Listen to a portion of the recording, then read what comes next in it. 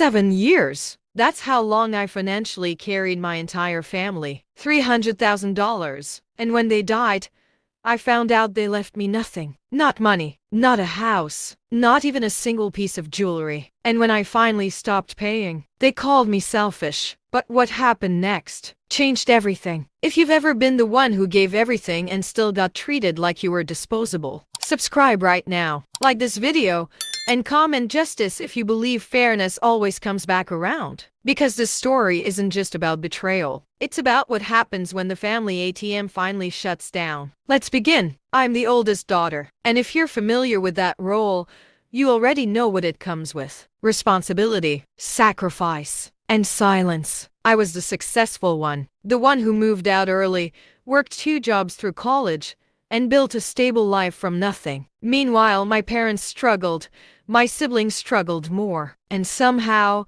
that became my responsibility. It started small. A phone call here, a temporary loan there, groceries, electric bills, car repairs. Every time they promised, just this once. It was never just once. Over 7 years I paid for rent when they were between jobs, medical bills, vacations they couldn't afford, credit cards they maxed out, emergencies that somehow always happened after payday. I never kept a running total. I didn't want to feel resentful. But eventually, curiosity got the better of me. I opened my banking records, added it all up. $300,000. My hands went cold. That money could have been a house, a retirement cushion, a future. Instead, it went into a black hole called family obligation. Still, I told myself it was worth it. Because family takes care of family, right? Then my father passed away unexpectedly. A year later, my mother followed. Grief does strange things to people. But one thing grief doesn't excuse is betrayal. The lawyer's office smelled like dust and old paper. I sat quietly,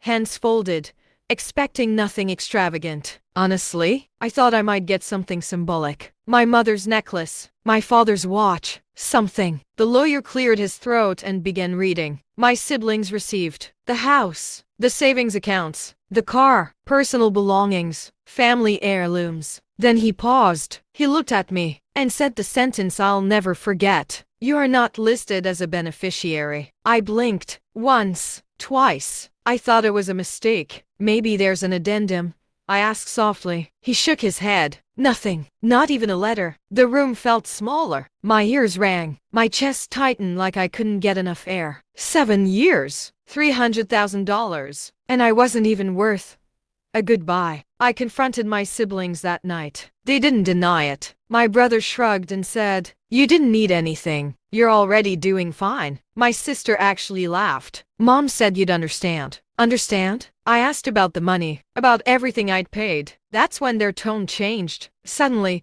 I was the problem. You chose to help. No one forced you. Why are you being greedy now? Greedy. That word hit harder than the will itself. I realized something in that moment. They didn't see me as family. They saw me as a resource. I didn't yell. I didn't argue. I just stopped. Stopped sending money. Stopped answering late-night emergency calls. Stopped covering their temporary crises. The reaction was immediate. Angry texts, voicemails, guilt trips wrapped in fake concern. "You've changed." Mom would be disappointed. "How can you abandon us like this?" When guilt didn't work, insults did. They called me selfish, cold, heartless. And that's when it clicked. They weren't angry I cut them off. They were angry I finally had boundaries. 3 months later, I got another call. This time from a lawyer. Turns out, while I was funding their lives, my parents had quietly listed me as a financial guarantor on several family loans. Loans that were now defaulting. They expected me to pay again. Something inside me snapped. Not loudly, cleanly. I hired my own attorney. And for the first time in my life, I fought back. We dug through everything. Bank transfers, text messages, emails. 7 years of proof. Every temporary loan, every promise to repay, every acknowledgement that the money was not a gift. My siblings panicked when they were served legal notices. Suddenly, they wanted to talk, to work things out. Too late. The court ruled that I was not liable for their loans. Several large transfers were legally classified as recoverable debts. And most importantly, I had the right to reclaim assets tied to unpaid obligations. Assets like the house, the same house I paid the mortgage on for years.